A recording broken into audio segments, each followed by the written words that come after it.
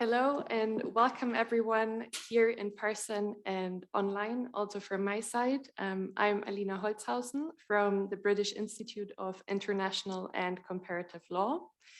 And I'm excited to introduce our next keynote on climate change litigation before European regional courts.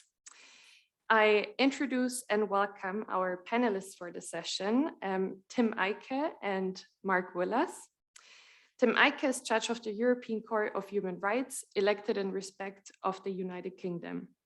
As a dual British-German national, he studied law at the universities of Passau and Dundee. Before taking up his current appointment, he was barrister at Essex Court Chambers and was appointed a Queen's Counsel in 2011. While in practice, he regularly argued cases in the UK Supreme Court, the Court of Justice of the European Union, and the European Court of Human Rights, and acted both for claimants and governments. In 2017, he received an honorary doctorate from the University of Dundee. Since October 2020, he is Vice President of Section 4 of the court. His expertise covers human rights law, public international law, the law of the European Union, as well as UK public and constitutional law. Marc is a barrister at Garden Court Chambers and specializes in planning and environmental law, public and administrative law, civil liberties, human rights and discrimination, Gypsy, Traveller, and Roma law. He was joint head of Garden Court Chambers between 2016 and 2020. He is recommended in the Chambers UK Bar Guide 2021 and the Legal 500 in planning law, environmental law, and civil liberties and human rights. Marc is also a member of the Irish Bar. And last but not least, the discussant of the session is Sanja Bogojević. Sanja is fellow and a professor of law at Lady Margaret Hall and the Faculty of Law at Oxford Law Faculty. Her research interests lie in environmental law and EU law more broadly, and much of her work explores interlinks and dichotomies between private and public spheres in these two legal spheres, covering the role of markets in environmental law, the greening of procurement law, environmental rights adjudication, and climate change litigation. Sanja is currently working on several research projects, such as co-leading legal investigations on greenhouse gas removal technologies and what is government-backed research to help the UK reach net zero emissions. And without further ado, I give the floor to you. Great. Well, hi everyone, and it's a great pleasure to be part of today's session on climate change litigation before European regional courts, together with Judge Tim Eicke and Marc as introduced. And the way we've decided to run this session is very much in a discursive fashion. What that means is that I will lay forward 5 to 6 topics that we then as a panel will discuss. So as a way of setting the frame for this discussion, it may be useful to highlight at least the 5 cases that we will probably be repeatedly coming back to, 3 before the Strasbourg court and 2 before the Luxembourg court. So the cases before the Strasbourg courts that we will reference, and I'm sure the audience is very well aware of these cases, but I'll mention them nevertheless. Currently, there is the Duarte Agostinho case, where we have Portuguese citizens of different ages bringing a claim before the Strasbourg courts against 33 Council of Europe countries for failing to take sufficient steps to address climate change. We also have the Swiss seniors climate case before the Strasbourg courts, which sees a group of senior women who have filed a suit against the Swiss government, alleging that the government has failed to uphold obligations under the Swiss Constitution and the European Convention on Human Rights, but not steering Switzerland onto emission reduction trajectory consistent with the Paris Agreement. The women's petition notes that their demographic group is especially vulnerable to heat waves, as a result of climate change. And then the third case is the Greenpeace versus Norway case, where we saw not long ago a challenge or a claim where we saw the Norwegian top court approve oil exploration in the Barents Sea, which is now challenged to contravene the Norwegian constitution and the convention. Before the EU court, we have two cases in particular. We have the Carvalho, the People's Climate case, where we saw 10 families, including children, from both EU and non-EU countries bringing an action before the EU courts, urging the EU to take more stringent actions on greenhouse gases. And then we also have the EU biomass case, which saw plaintiffs from various countries in the EU challenging the Renewable Energy Directive, arguing that it added to the acceleration of deforestation. So both Court of Justice cases were found inadmissible on standing grounds, and the three cases that I've mentioned before the Strasbourg court are not yet decided. So against this background, the first point of discussion that I will lay to my wonderful panel is, well, what makes a successful climate case? So the two Court of Justice cases, or the Luxembourg cases, were found inadmissible. Some of the Strasbourg cases may face the same fate, we still don't know. But are these cases, or would these cases be deemed unsuccessful? So what counts? The outcome, the media attention, the legal reasoning, or something altogether different? So yes, the floor is yours on that question. Shall I begin? Yeah. Good afternoon, Tim and Sanja, and to everybody in the room and watching online. It's not all about winning before the judges and coming away with a resounding success. In fact, the two cases before the Court of Justice of the EU that you've referred us to, the Carvalho People's Climate case and the Sabo, the EU biomass case, were both ruled inadmissible, as we know. And as was explained by Luke earlier on, they fell foul of the ploughman doctrine. But nevertheless, outside of the courtroom, I do think that they have done quite a lot of good in terms of nudging or pushing the EU to, in the case of its greenhouse gas reduction target, redouble its efforts and increase that reduction target from, I think it was 40% to 55%. And as far as the Sabo case is concerned, the biomass case is concerned, it has also decided to review its inclusion of biomass in the Renewable Energy Directive. So although in both cases the applicants failed to get their case heard on its merits, the reality is that in those cases they've achieved, perhaps in the court of public opinion, some of what they set out to do in front of the Court of Justice of the EU. But as far as future cases in front of the Court of Justice of the EU taken by individuals, I think we're rather at the moment, at any rate, looking at a closed door. The ploughman doctrine, the admissibility principles really need, I think, to be amended.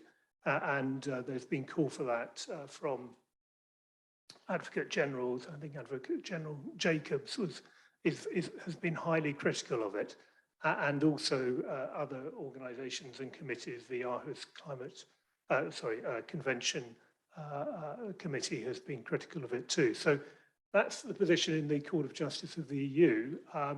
As far as a case before the European Court of Human Rights is concerned, well, there are 3 pending, and we clearly can't go into the detail of those, given that we're in discussion with a judge who might be ultimately determining whether or not they're admissible. It's important to appreciate that admissibility hasn't yet been determined. They have been communicated to the respondent states. But I would hope that at least one of them gets beyond admissibility and is determined on its merits, and that the European Court of Human Rights goes at least as far as the Supreme Court in the Agenda case did, and indeed adopts much of what, if not all of what, the Supreme Court said in that case. But I think that for a successful climate case, you need resilient, committed clients, because the journey is going to be a long one. You need a great comms or marketing setup in order to get the message out there to the court of public opinion. You need brilliant scientific experts who can actually explain why it is that the applicants are going to be affected by climate change, but also why it is the respondent state's fault that they will be affected by climate change in a significant way, and that they are able to do so in a way which is coherent and clear for lawyers and then judges to understand. And with all that, and lawyers who understand the field, I think you will have a successful climate change case, albeit one that may not necessarily succeed in front of the judges, but may well nudge states into taking climate change seriously.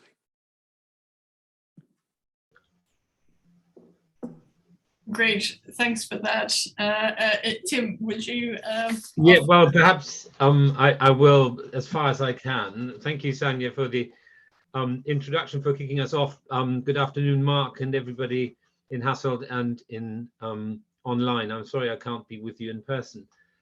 As Marc flagged up, it's a bit difficult for me to comment on what a successful climate case might be in the narrow sense, at least.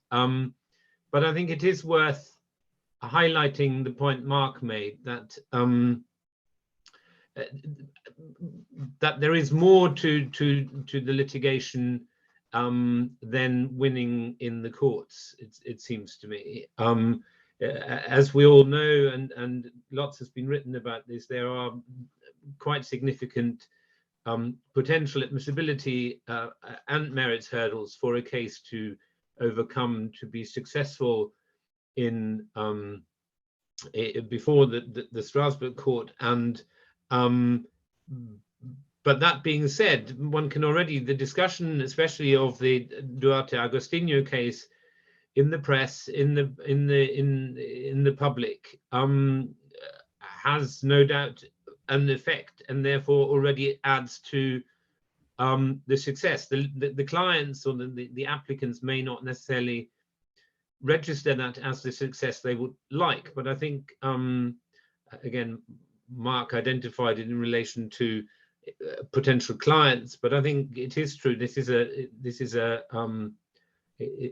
likely to be a long journey, and therefore the successes may be marked in small installments as one goes along, and the end result may or may not be a success in Strasbourg. And I should stress that, of course, these cases, even though communicated, no judicial decision has been made on them, either admissibility or merits. And as you'll appreciate, I won't go into their details, because as Marc alluded to, I may or I may not be one of the judges who might have to decide them. Great, thanks for that. And I guess this is also one of the reasons why we're paying so much attention to climate litigation, in the sense that we're not just looking at that specific outcome. We're also looking at the possible long-term effect it may have in other areas of the society. And if we, so this session is, as you know, climate change litigation before European regional courts. So here we've mentioned Strasbourg and Luxembourg, but those two courts, although there are some commonalities, they also have significant differences. So we've already mentioned standing rules, but also the remedies would be much different depending on where you would win a climate case? And could it be that it would be a bigger win before one court as opposed to the other? So it would be interesting just to discuss the differences between the two courts in taking climate cases. So we haven't really decided who takes which questions, but I'll just let Tim and Marc just go for. Yeah, Tim, do you want to start? Great. Can I just, I think one of the things that flows from the first question but feeds into yours, of course, the courts are very different. And again, there's only so much I can say about our brethren in Luxembourg. But I think one of the other aspects of the broader picture of climate change litigation is, of course, also and we saw that in the last panel too, is that dialogue between the different courts and the difficulties they find, the way they get around it or not. You see the Orenda case, and you saw the cases before the UN Committee on the Rights of the Child coming to different conclusions, but in the process making some very important statements which may well influence other courts too. So but as you said, the courts are fundamental. The two European courts are, in lots of respects, of course, fundamentally different, because the EU court is a Supreme Court of a legal order, in a sense, which has supervises the enforcement, creation and enforcement of a very sophisticated and detailed legal regime in relation to all kinds of aspects, including climate change, where the Strasbourg court is a court that is charged and only charged with supervising the compliance of its member states with the obligations they've undertaken under the convention. And of course, the convention does not as such provide for a right to a healthy environment or any other climate change mechanism, which is why litigation is being brought under Articles 2 and 8 and Article 6, the right of access to court, and Article 1 of the first protocol, the right to property. But of course, we don't have in our armory, insofar as that is thought desirable, and I think the jury is still out on that, but the kind of detailed armory the Court of Justice in Luxembourg has, and I think that creates a very real difference in, potentially also difference in the answers you're going to get, because we're actually looking at potentially quite different questions. Perhaps if I can just comment on the remedies available. I mean, the European Court of Human Rights doesn't have the power to strike down legislation. And so it's really restricted in terms of what it can do. In the Agostino case, the applicants are seeking a declaration that their rights protected by Articles 2, 8, now 3, but also 14 of the Convention have been violated. They're not asking the European Court of Human Rights to make an order as to what it is that the 33 member states should do in order to bring down or to tackle climate change and to increase their greenhouse gas emission reduction targets. They're leaving, as it were, that quite rightly to the member states to go away and think about and to redraw their policies, as it were. But so the European Court of Human Rights just doesn't have that power which the Court of Justice of the EU would in respect of its legislation that is under review. I think that that was all I wanted to say. Thank you. Can I perhaps just add to that? And of course, Marc is right. But if one looks at our jurisprudence under Article 41 of the Convention, which is the right to just satisfaction, it is, and the court has at times been criticised for that, it is largely confined in our practice to declaratory judgments and or monetary awards. And of course, findings of a violation in relation to a particular member state are then supervised by the Committee of Ministers, which is a non-judicial, a more political process. involving the other member states supervising execution by the member state who's been found in violation. So the remedial regime, and I have to say, if we ever get there, and the remedial regime is very different. And again, it shows the nature of, or it highlights the difference between our functions as regional courts, where one is enforcing a legal, it sits at the top of a legal system with all the tools that come with it. Well, we enforce minimum standards under a effectively purely public international law treaty, with no substructure, and actually with very limited legislative, a very limited legislative basis on which we operate. Yeah, but I guess in the EU. Sorry. Oh no, sorry. Yeah, go, Marc. Yeah. I was going to say, just touching again on enforcement. The previous panelists talked about the question of whether or not a successful judgment will be enforced, and we know that there is a long history of difficulty with enforcement of some European Court of Human Rights judgments, principally because of the political nature of the enforcement of judgments by the Committee of Ministers. And Tim and I have worked in the past on Roma cases, and there's a good example there of cases where judgments have been handed down consistently and continually by the European Court of Human Rights, and no execution of those judgments has been effective. So there may be a problem even if the Agostino applicants or the other applicants before the European Court of Human Rights are successful.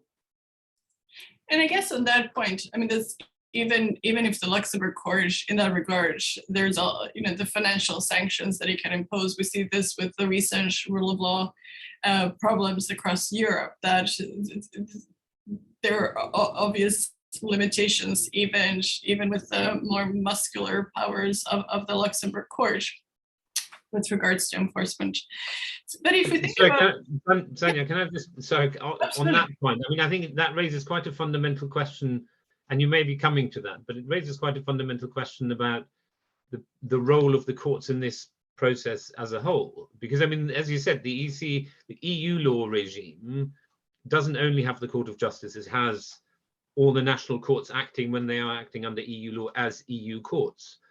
And is perceived as being limited in what it can do. And of course, there have been cases where enforcement of very specific rulings based on very specific legislation have led to questions to the Court of Justice about what enforcement measures a court can take against an executive that doesn't want to comply. But that to some extent raises a very serious question, it seems to me, about the legitimacy of courts getting involved full stop. And if they get involved, how far they can get involved. And again, the previous panel had a debate about leaving a margin as to how it's implemented. But I think there's a very real question, which is that certainly for the European for the European courts, and certainly for my court, I think yet to be answered, into how far it is possible, appropriate, proper, and desirable to get involved, because we don't have the same kind of democratic legitimacy which an executive and a legislature do, where they introduce legislation for climate change and therefore enable the courts to take certain steps. Yeah, I mean, this is in fact kind of the follow-up discussion point.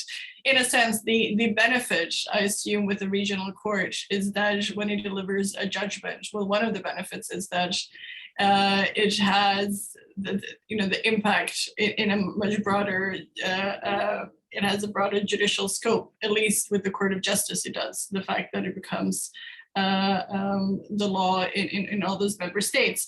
But in a sense, the fact that it is a regional court, to what extent is it? I mean, exactly, Tim, what you were kind of discussing already, to what extent is it still limited by the fact that the national courts exist? So, for example, with reference to the Court of Justice, it very much relies and references the national courts in arguing that effective judicial protection is secured in the EU, and with regards to the Strasbourg court, you have to exhaust all national remedies before reaching Strasbourg. So there are certain limitations, obviously, and to what extent does it affect what regional courts can deliver and what we can expect from them? Marc, do Well, you want perhaps I can just, in a sense, follow on. I mean, you're right. There's in both courts there's a strong reliance on the domestic courts, and in the Court of Human Rights, that is expressed through the obligation to exhaust domestic remedies, as well as through the principle of subsidiarity, which since the entry into force of Protocol 15 is now written into the preamble of the convention, even though it was previously, of course, already a part of our jurisprudence. And I think that is a very, very real issue in a whole host of respects. One is the point I was trying to make earlier. It's legitimacy. It's being rooted in that democratic legitimacy. The other is also, to some extent, a very practical one. And I think Marc alluded earlier to the need for, when you asked him about successful climate cases, having good climate experts, etc. It's the fact-finding. It's making those kind of decisions.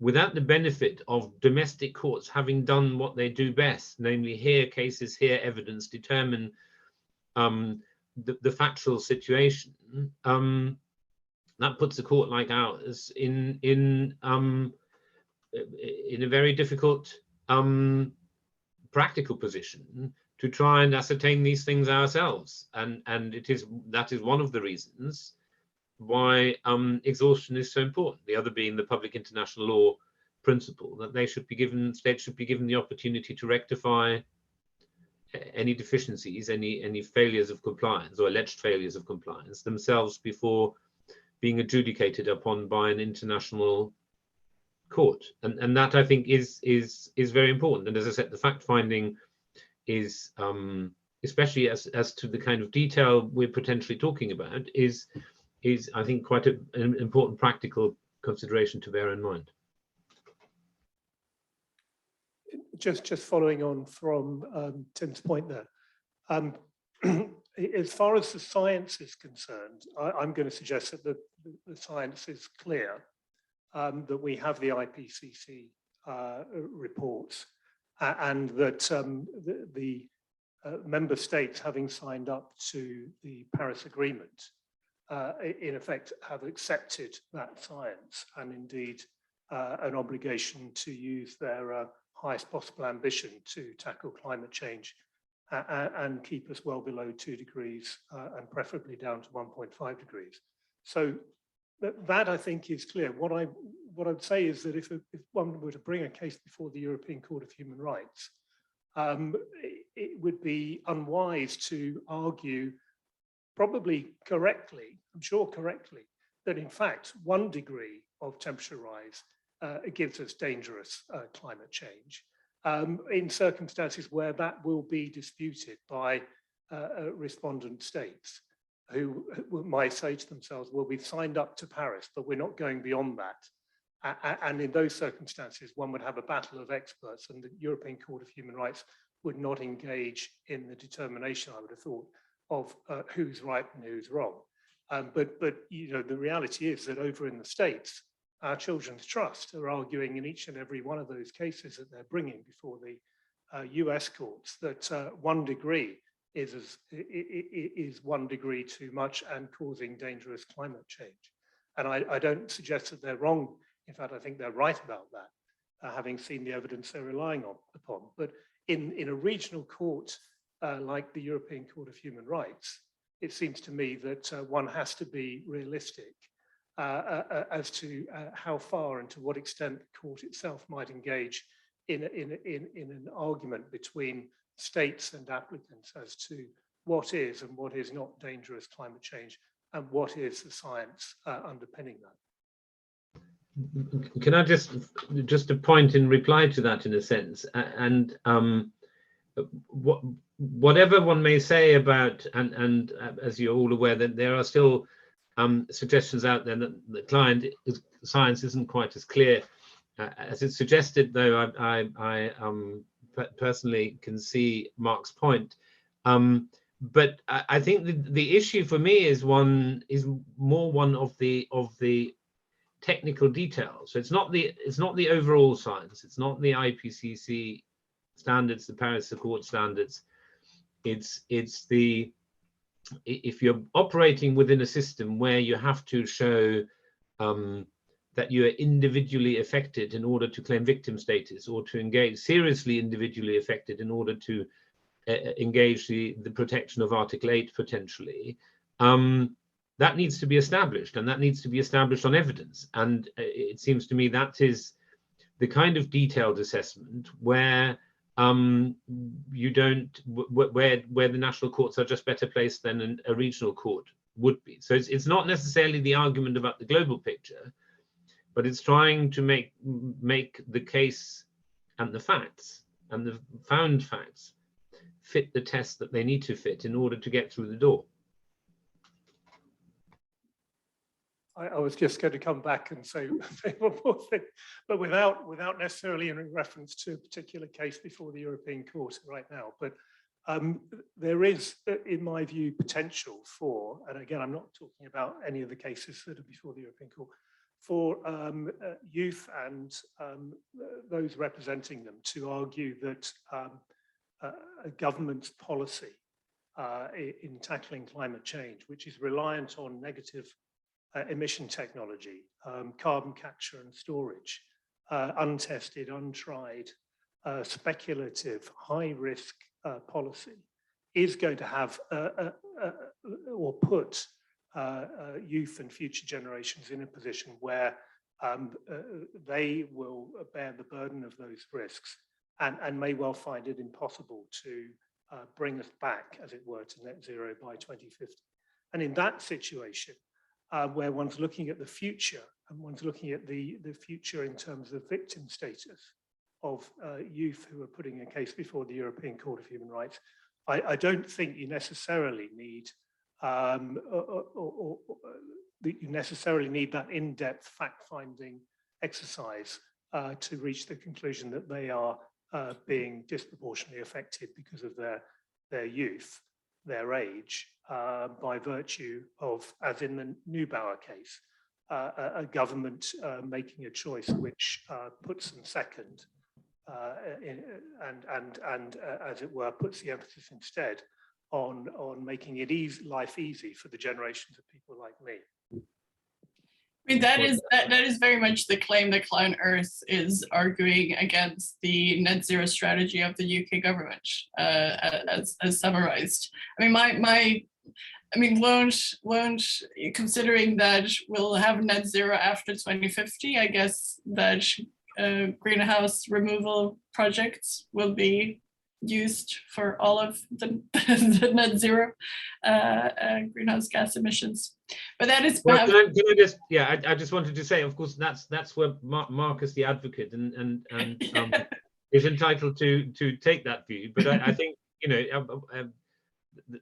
the reality is that is all still up for grabs. And you see that, you know, the Swiss seniors case is before us because the Supreme Court in Switzerland refused victim status, applying the Strasbourg test laid down in two Swiss cases, Palma Shafrat and Atanasoglu. The UN Committee on the Rights of the Child has rejected the cases on failure to exhaust. Now, that may not have been reasoned on that basis, they may not have been the basis, but I think the importance can't be ignored. And I appreciate Marc making that argument, and no doubt when the case is argued before us, that may well be one of the arguments that is made. But I think that is one of the reasons why we rely on national courts and why exhaustion is so important. And it would need a change, an adaptation or a change in our approach to exhaustion, potentially, to get past that. Yeah, I mean, in a sense, so far we've discussed the optimality, or what is considered an optimal climate case, and where would be the optimal court for bringing such a case. in a sense, we're looking to kind of optimize these claims. But isn't there also a risk, and this is something that Chris Hilson has written about in terms of climate populism, or other authors have framed as green warfare, in a sense that we're using courts and for a political purpose, and that the danger with that is to to put court as a pawn in a political game. And I was wondering what your thoughts were about the dangers of using the courtroom for these specific purposes. Well, perhaps I think that comes back to the point I was trying to make about democratic legitimacy. I think there is a risk in that strategy. I mean, as I said, when we started this session off, we talked about potential other benefits of climate litigation being brought in the courts, but it's actually, I think a successful climate case is potentially also one that creates not insignificant risk in terms of the acceptance of that court by stakeholders. Is it appropriate for a court to, as I said, to get involved or to get that deeply involved? I fully understand why people, why applicants come to the courts and bring these actions, but I think that is a very genuine and very real question, which one needs to be quite careful about, especially at a time where there is not in some parts not insignificant pushback against court overreach, to use one phrase, and I think one has to be aware of that. Thanks. I was going to look at it from the perspective of youth again, because we see Greta Thunberg and Friday for Futures campaigning around the world every Friday without fail, and yet they're not being listened to.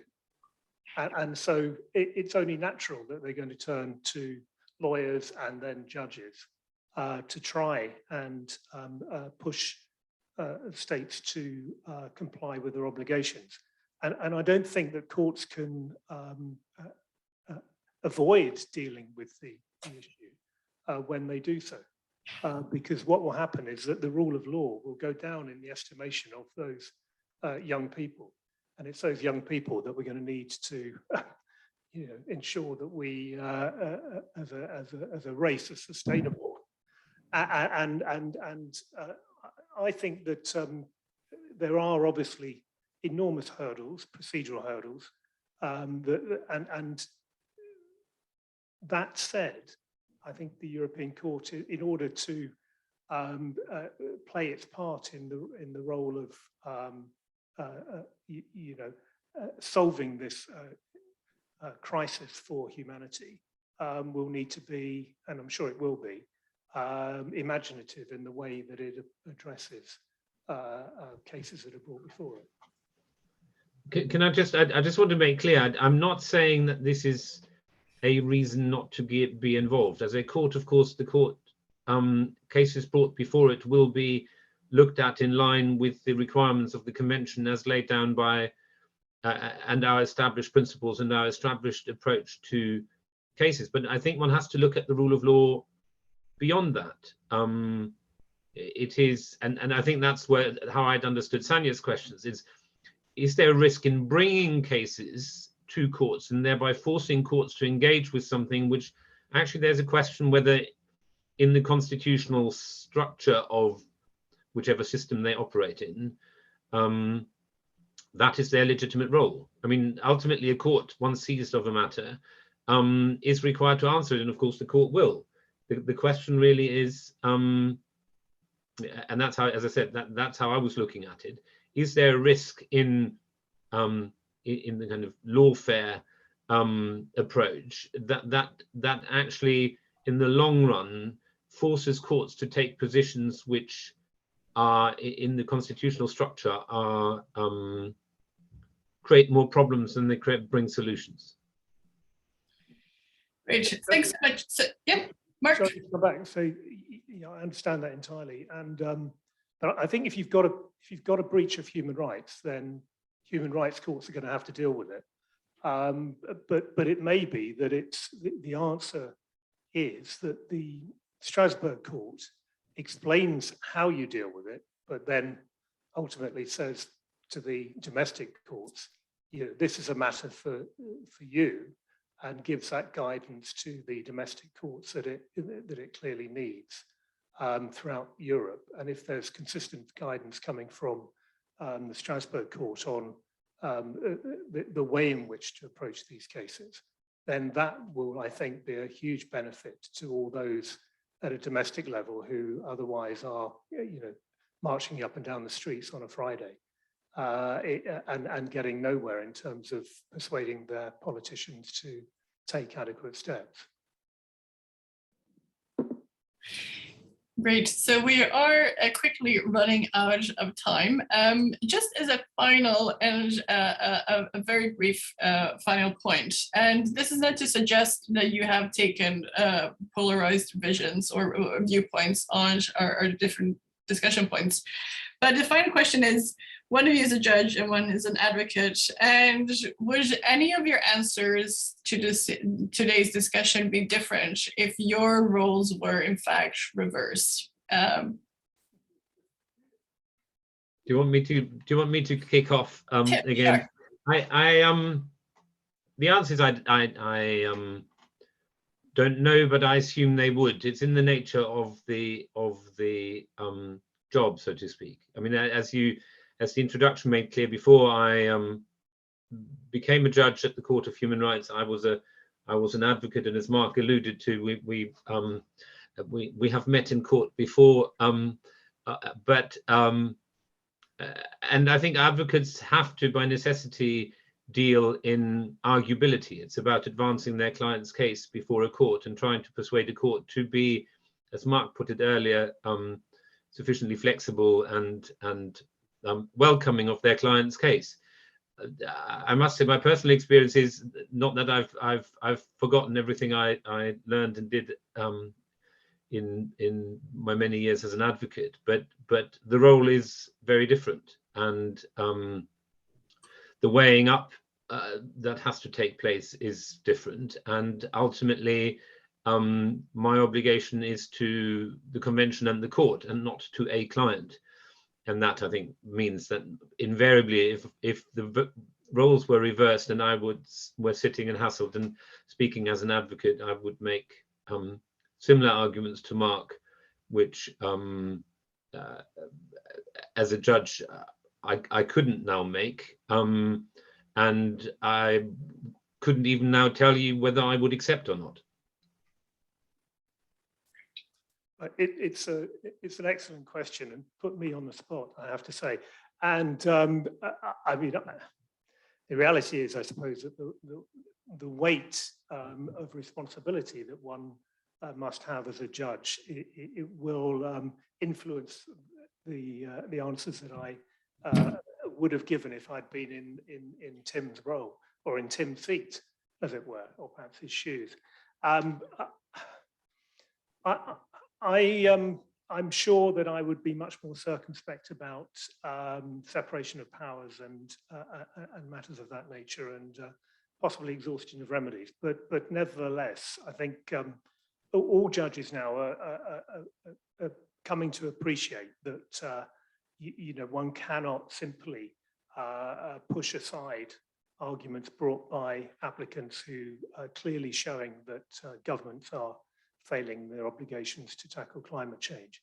How they go about it is a matter for the government, providing, of course, that they do come up with plans which, you know, meet their highest possible ambition to tackle climate change. And I think that judges around the world are getting much more clued up on climate change. And I'd hope, if I ever got to the stage, I'm not sure I want to be a judge, but if I ever did get elevated to such a high position, I would at least come to the courtroom much more knowledgeable than perhaps I would have been 5 or 10 years ago, and ready to dismiss the sort of arguments that often you find respondent states and and fossil fuel companies putting forward before the courts.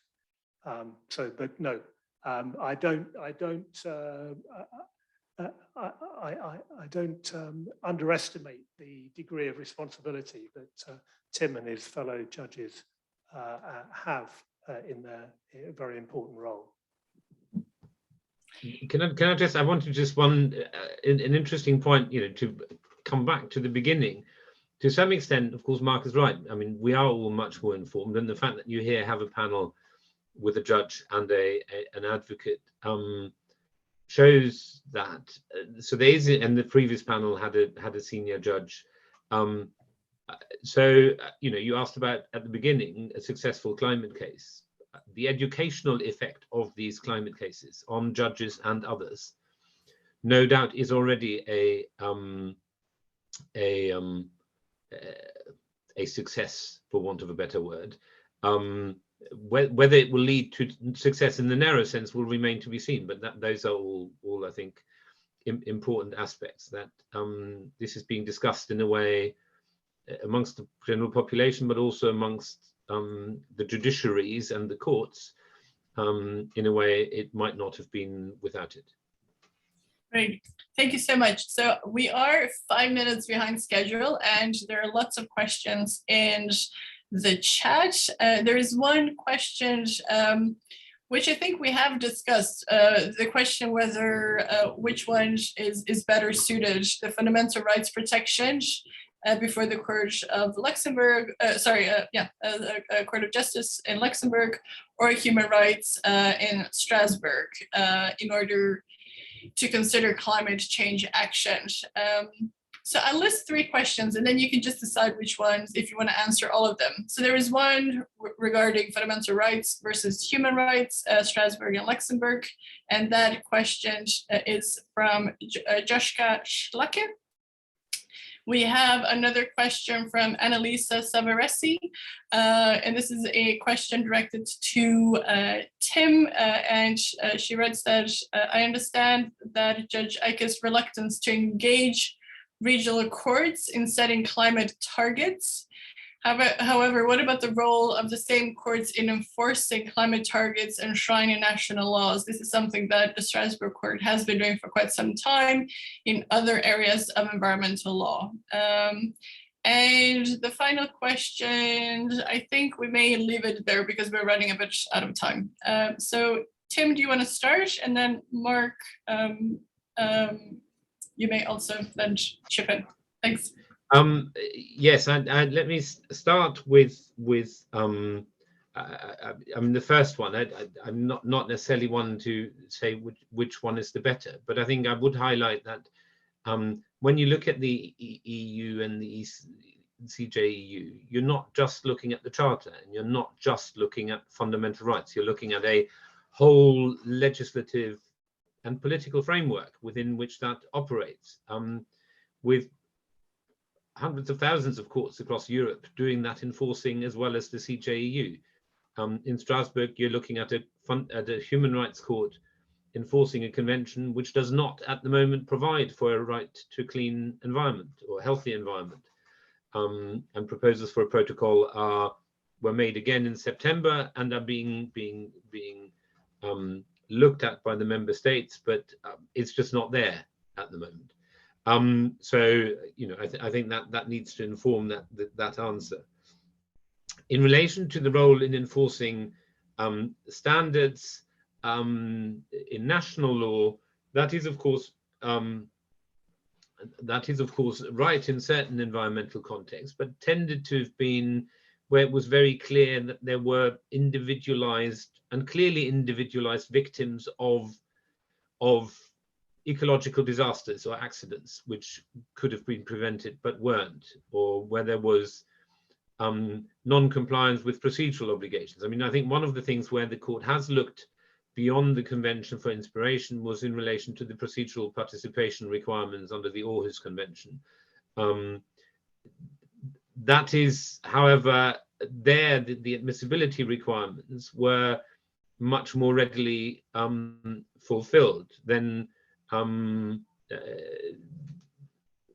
may be the case in the context of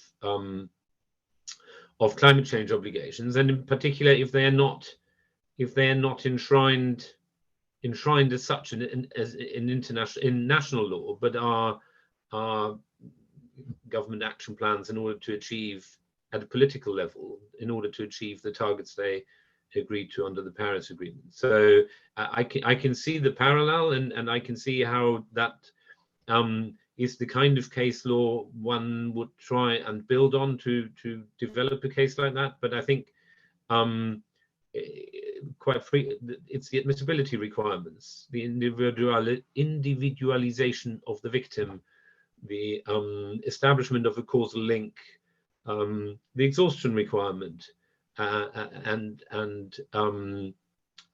which are all factors which I think have to be taken into account into how far that jurisprudence can be taken and be usefully deployed in the climate change context.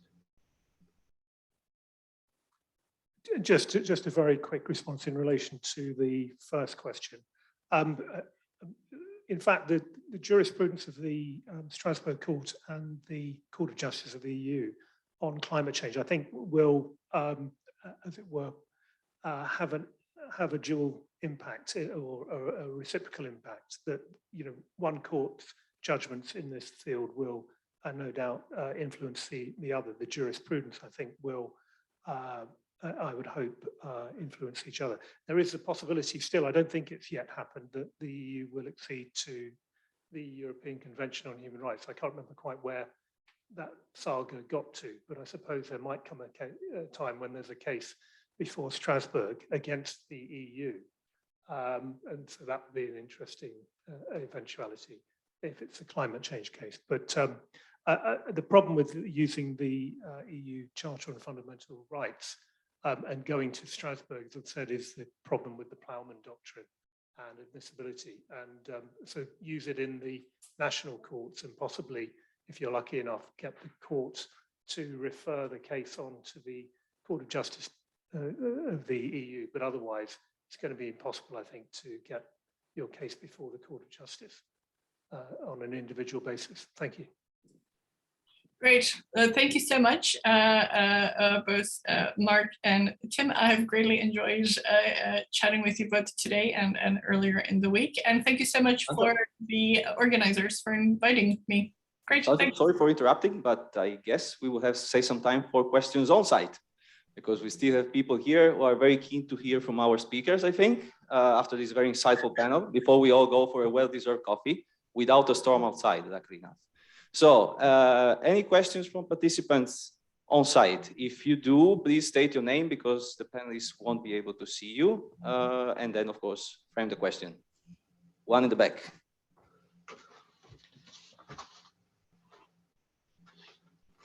Indeed, very, very windy in Belgium, in Switzerland as well. My name is Marta Zamorska, and I'm a PhD candidate at the University of Lausanne, writing about climate crisis. And I have a question to Judge Tim Eicke.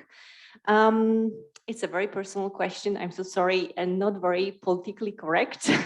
Do you feel this personal responsibility and maybe this opportunity that opens up with those climate change cases to further convey the climate change justice, and maybe in some cases to be part of the solution for climate change, to look things up in the end?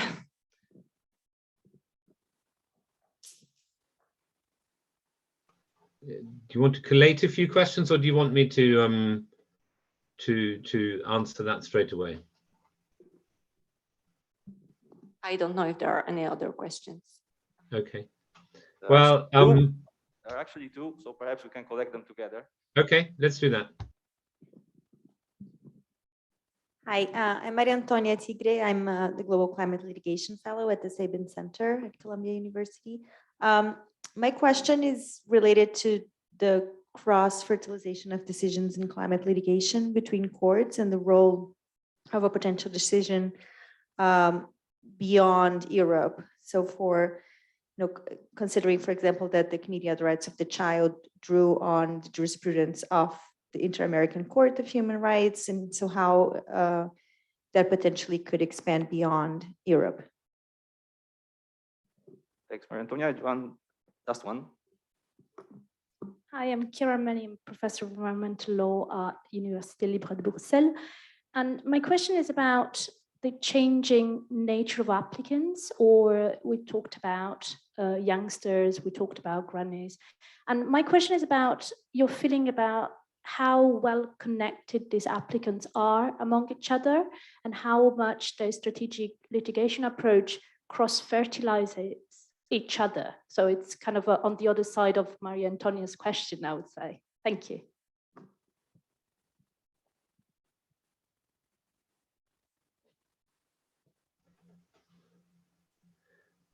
Do you want me to start, or do you want to start, Marc? Well, I can deal with 2 of the 3 questions, but perhaps not the third. I think there is. I think it's really important that lawyers who are practicing this field are able to draw on jurisprudence from around the world.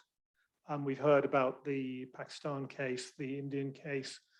We know that there's a huge amount of litigation going on in the States. I was talking about the OCT, our Children's Trust cases, I should say, and there are a number of them. And then we have the Future Generations case down in Colombia. We've got the Sharma case in Australia and a number of others. And, you know, in a case I was in front of where I've just got a judgment where our appeal was dismissed yesterday before the Court of Appeal in the UK on downstream emissions. We were bringing in an American case, Australian cases, a judgment of Mr. Justice Preston in Queensland, and putting all that jurisprudence before the court. Okay, the court rejected, or at least didn't pay it much attention, didn't put much weight on it. They're only persuasive authorities, but nevertheless, I think it emboldens judges, perhaps not to breach, as it were, the rules relating to separation of powers, but at least to come out with a better understanding of the science, the implications of decisions, and to come down on the side of the claimants. If they see the judges around the world, you know, taking a more proactive approach. So I think that's really important. As far as cross-fertilization of applicants, whether it be youth or grandparents, there are huge NGOs out there who are spreading the word, and it's not just Greta Thunberg and Fridays for Futures. NGOs like Client Earth, Greenpeace, Friends of the Earth, and many others are doing a brilliant job of giving individuals, whatever age they may be, the tools with which they can then hold their governments to account. You know, it's no surprise, though, is it, that youth are leading the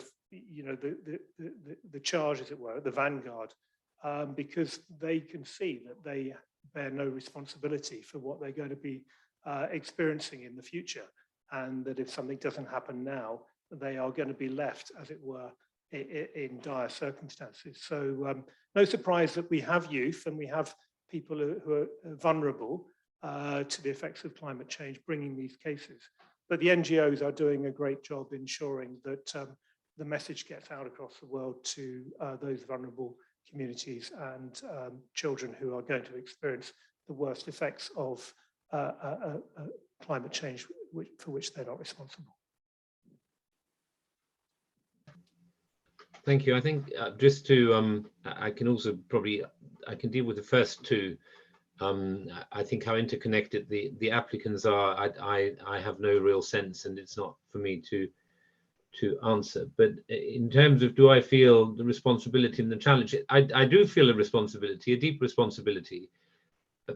But I think I have to also be clear that that is a responsibility as a judge at the Court of Human Rights, and it's a responsibility to the Convention and the court.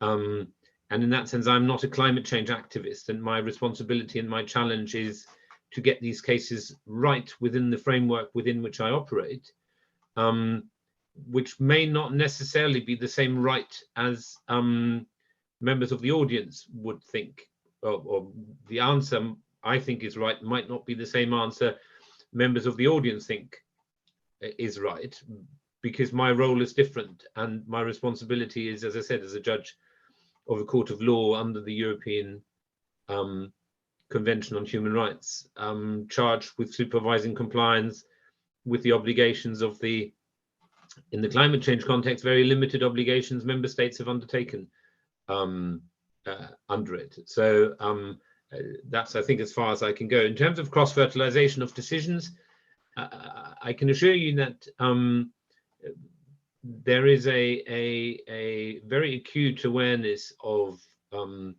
what goes on around the world, insofar as we're able to ascertain it in terms of other judicial decision making. Even though we are the European Court of Human Rights, we do have a relationship with the Inter-American Court. We're aware of their jurisprudence and conscious of their jurisprudence. Of course, litigants, as Marc alluded to, will produce and rely on decisions elsewhere to try and persuade us that we should follow a similar path.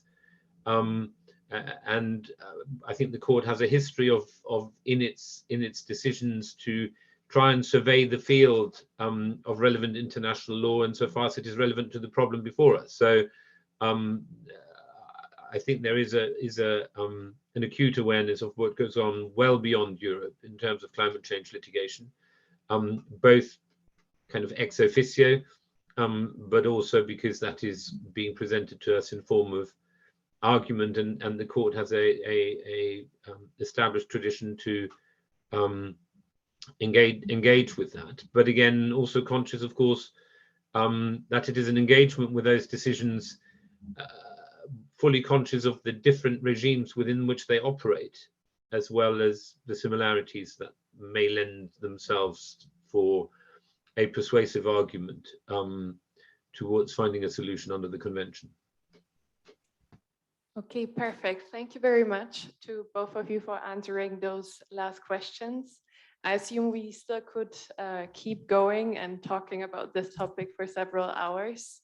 But unfortunately, we have to end the session now. It was a really engaging talk. I hope everyone enjoyed it as much as I did. Thank you very much to you, Marc, here in person. Thank you very much to Tim and Sanja online. It was really nice to have you with us. And I think that we all deserve a break now before we continue with a roundtable on climate change litigation in Europe, comparative perspectives. Thank you very much. Thank you for having us. Bye-bye. So a quick follow-up announcement. Since we are running 50 minutes late, we will resume at 4:30 so that we have 50 minutes to enjoy a quick coffee. I do invite all of you present here to be prepared with your COVID pass, because you would be scanned at the entrance of the cafeteria. These are the rules. We are lawyers, so you're supposed to abide by. Thanks.